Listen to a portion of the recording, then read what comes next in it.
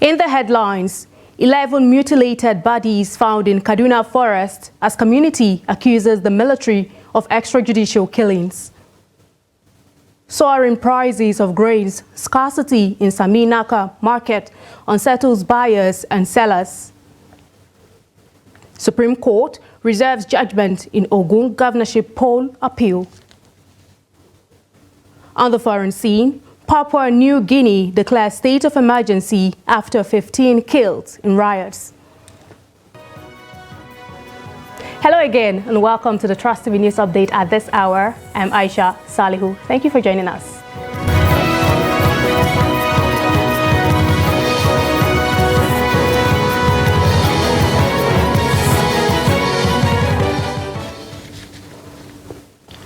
We'll begin with a security update, and in a grim discovery, the remains of 11 Fulani herdsmen from Tode, Fulbe, Ladoga Grazing Reserve in Katsina local government area of Kaduna State were found in a forest near an area known as Crossing in Katsina local government area.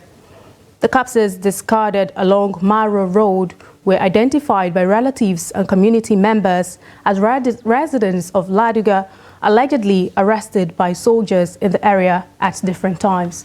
Trust TV's Bello Musa brings us details of this report. Relatives and other members of the community who could not hold back tears took the pains of putting their loved ones in sacks after driving for over 30 minutes to get to the location where the decomposing bodies were allegedly dumped. Had a motorcycle accident when returning from Maulu celebration. I was at home when the news came to me. On our way to the hospital, soldiers stopped us, took him and told us they were taking him to Abuja. They accused my son of being a thief. I tried to explain to them that he was not a thief, but they did not listen. Before they left, they collected the 18,000 I was holding to pay my son's hospital bills. 1 week after his arrest, I was informed that his corpse has been found. I want justice for my son and other victims. On Saturday morning, while my brother was on his way to the market with his friend Ibrahim, soldiers arrested them, and since then, we didn't hear from them until their corpses were found.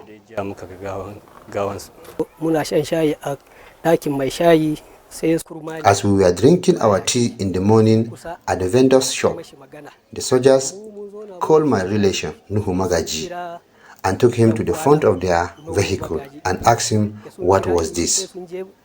I could not really hear what they were saying, but the next thing I heard them say was, "Enter the car." There was another man, Nura, selling grains.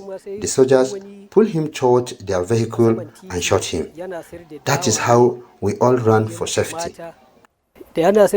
According to them, they now live in fear due to incessant arrest of residents by alleged soldiers at Ladoga Grazing Reserves of Katsina local government area of Kaduna State. We, the people of Tide community, are living fear as women, children, and other people no longer sleep at home. The soldiers do storm the community at will. They came on Saturday morning around 8 o'clock and also on Tuesday around 2 a.m. Whenever they come, they search houses and take away our money. The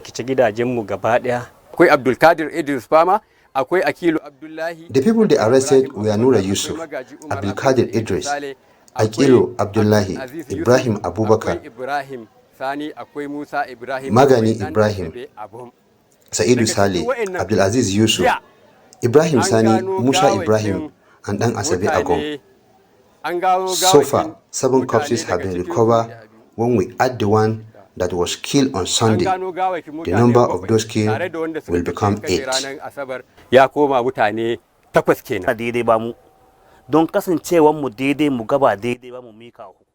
They should stop arresting innocent citizens. If they suspect that residents of the community are committing crimes, they should liaise with the community leaders for credible information that will lead to the arrest of the main culprits. Corroborating what was said, the village head to the Fulbe Laduga Grazing Reserve, Muhammad Yusuf, also accused soldiers of arresting and killing innocent Fulani men without investigation. He called on the Nigerian government to investigate the extrajudicial killing of their residents. We are not thieves. We are law-abiding citizens. We have been living here, and our forefathers live here peacefully with the people. We are appealing to the government to take necessary actions against these injustices. Responding to the allegations, the Deputy Director, Army Public Relations Officer of the 1 Division Headquarters, Kaduna, Lieutenant Colonel Musa Yahya said troops acting on credible intelligence stormed Tilden Fulani on 30 December 2023, during which one Ibrahim was arrested as suspect for involvement in terrorist activities and insurgency. According to him, the suspect is currently in their custody and had confessed his involvement in insurgent activities and has further volunteered information that is assisting the army in subsequent operation.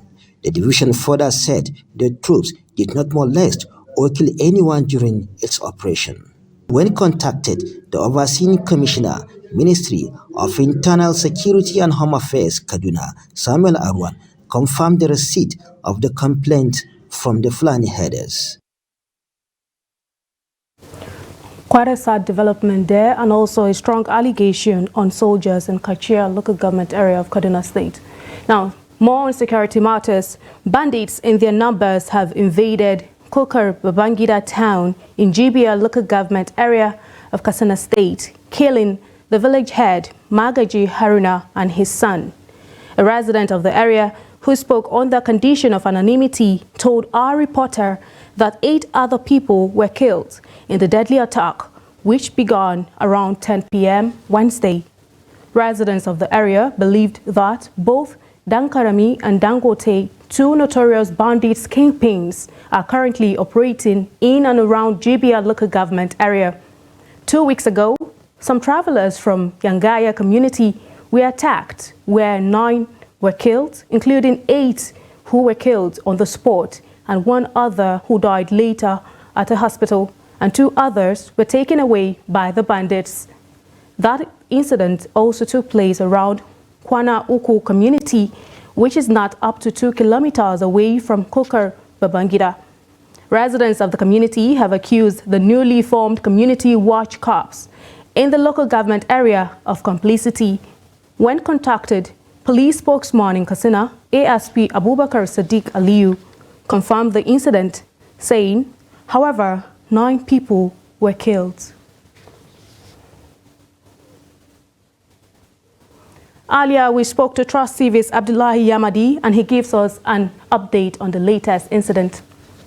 Sources from Kukar Babangida community said the bandits were angered by the increasing onslaught on some innocent Fulani herdsmen by members of local community security watch corps and vigilantes in some parts of the state.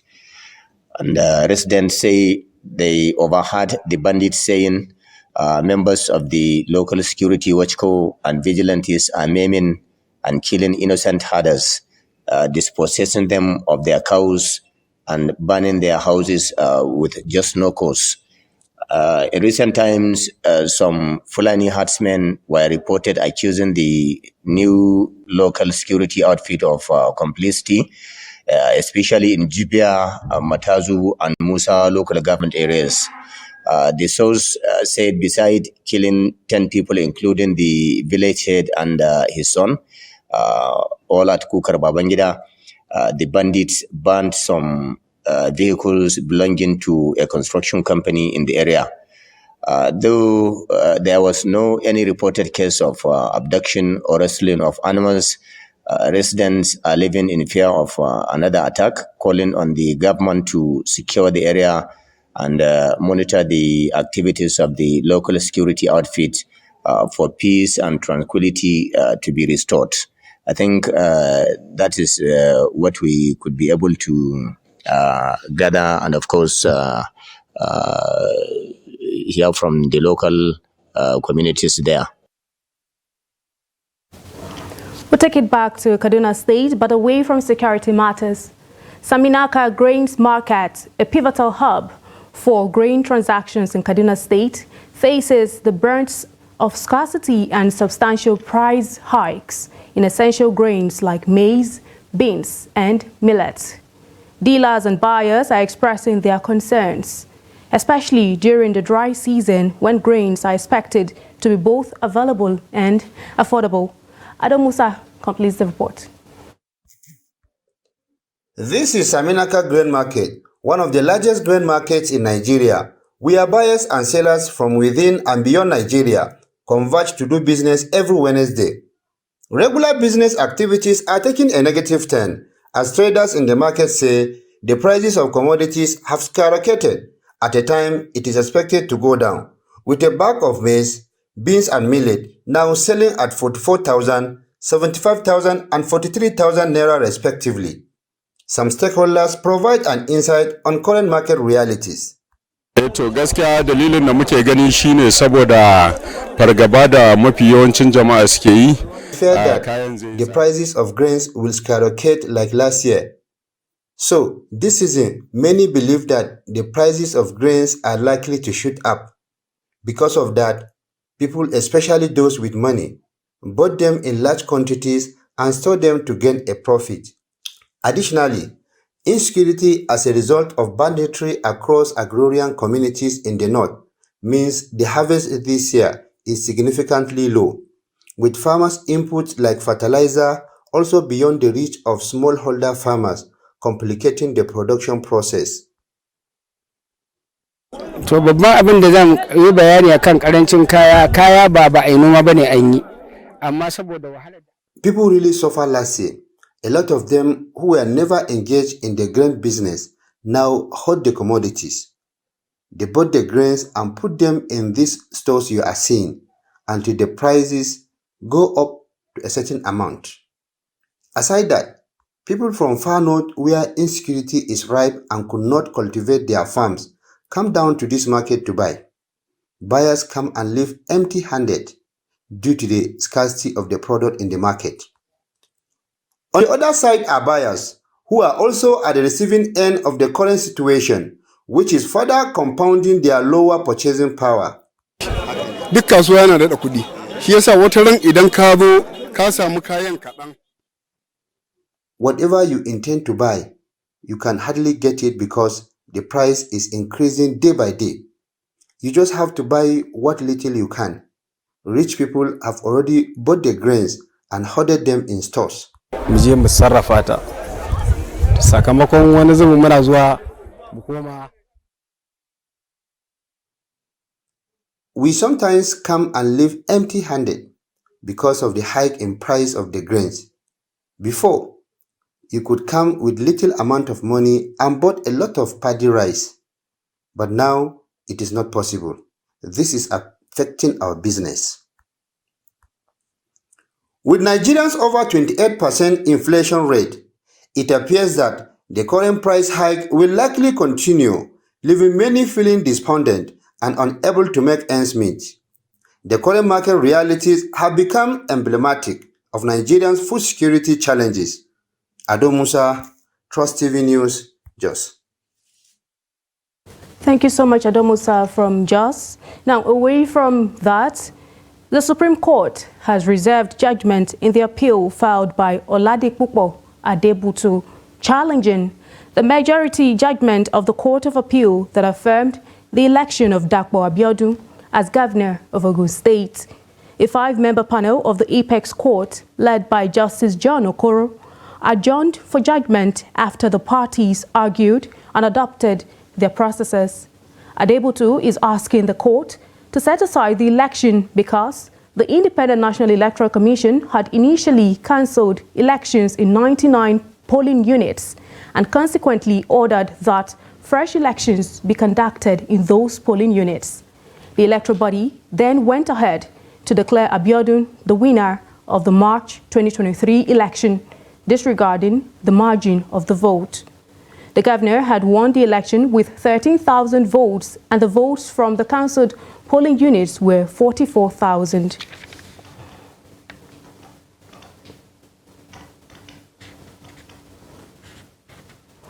The Supreme Court has fixed Friday for judgment in the Plateau State governorship election dispute. The Publicity Secretary of the All Progressives Congress, Sylvanus Namang, confirmed the development on Thursday. The appeal court had earlier set aside the judgment of the tribunal, which affirmed the election of Governor Mutfwang and declared the candidate of the All Progressives Congress as winner of the March 18 governorship election in the state. According to the appeal court, Governor Mutfwang was not validly nominated by the PDP because the party is still in disobedience of various court orders to reconduct congresses from wards to state levels. But dissatisfied with the judgment, Governor Mutfwang headed to Supreme Court. In a statement, the Publicity Secretary, while confirming the development, called on members of the APC to remain calm and law-abiding.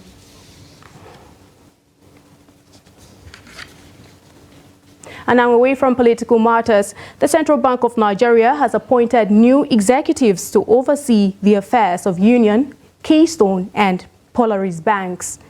This followed the dissolution of the board and management of the banks by the Apex Bank.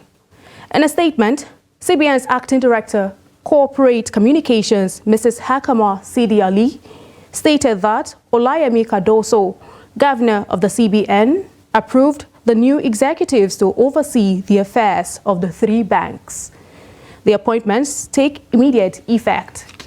She said the decision to dissolve the board and management of the three banks and appoint new ones came after the Special Investigator Panel probing the CBN turned in its report. Sidi Ali added that the non-compliance of the three banks and their respective boards with the provisions of Banks and Other Financial Institutions Act 2020 prompted the dissolution. She said that the bank's infractions varied from regulatory non-compliance, corporate governance, failure, and disregarding the conditions under which their licenses were granted. She said that the management of the affected banks also got involved in activities that posed a threat to financial stability.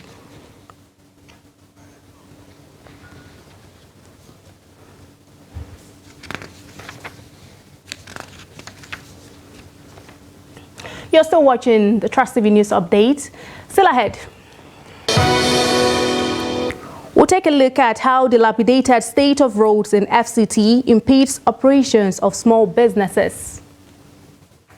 We'll bring you details of this story and more to come after the break. Don't go away.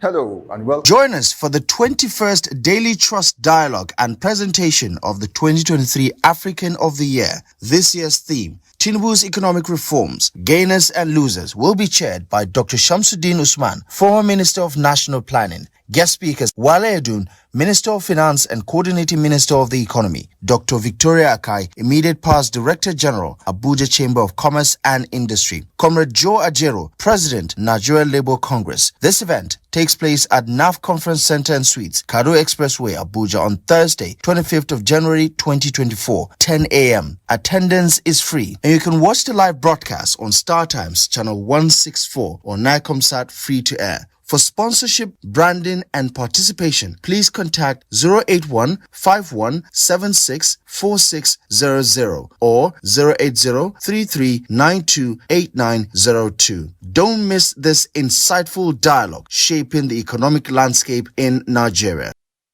Welcome back and thank you so much for staying. If you're just joining us, this is the news update at this hour on Trust TV. Here is a look at a recap of some of our top stories. We told you that 11 mutilated bodies found in Kaduna Forest as community accuses the military of extrajudicial killings. Plus, soaring prices of grains, scarcity in Saminaka market unsettles buyers and sellers. And now moving on to other stories. The Nigeria police has cautioned Nigerians not to use the viral new slogan, "No gree for anybody." The force spokesperson, ACP Muyiwa Adejobi, gave the warning during a press conference at the police headquarters in Abuja on Tuesday.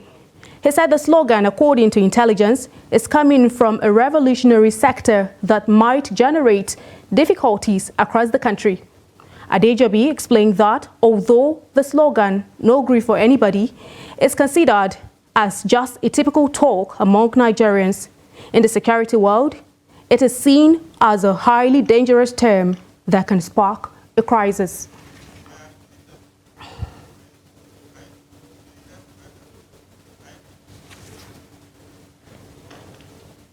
And I will bring it back to the FCT, where the inadequate road infrastructure in the Federal Capital Territory is impeding the development and growth of small businesses. Trust TV's Ibrahim Ismail explores the impact of the poor road network on local businesses through conversations with operators in the city. Abdulaziz Alabi, a vulcanizer with a small workshop along the Antad Road leading to Antata Estate, Gwarimpa in Abuja, laments losing customers due to the road's poor state. This predicament is crippling his business amidst the current economic challenges in the country. Not everybody to come here to within car because of the road, as the road be the dust. Some people know they like to park the car to work for here because of the roads. No, some people they go one place where we say you do okay, then can be comfortable to work for. The deteriorating infrastructure in parts of Nigeria's capital is a cause for concern among residents. With the appointment of former governor of Rivers State, Nyesom Wike, as FCT minister, expectations are high that he will address the city's infrastructural issues. Customers used to complain that the goods in my shop are covered by dust, but they manage to accept it like that. I want the road to be repaired. Capital city of Nigeria, you're having this kind of road, not tied, it's really, really bad. There are so many roads like that are bad like this. It's not supposed to be so. It's not supposed to be so. Driving on dilapidated roads poses risks, causing vehicle faults and accidents that claim lives. Obifemi, an automobile engineer, sheds light on this issue. When the road is more terrible, smooth, we won't have those problems. But when the road is bad, you find that when by the time enter Gallop, like 2-3 times, I found they have the problem with their shock absorber and the other thing like ball joint tar on there, they will do slack. So one of the major problems that we are facing in as a top bad road. While Abuja boasts some well-maintained roads, citizens find the poor maintenance culture within the city center embarrassing. Authorities have been urged to address this problem and enhance overall infrastructure.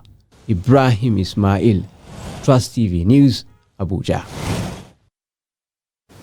And now away from Nigeria, Papua New Guinea's leader has declared a 14-day state of emergency in the capital, Port Moresby, after 15 people were killed in riots as crowds looted and burned shops.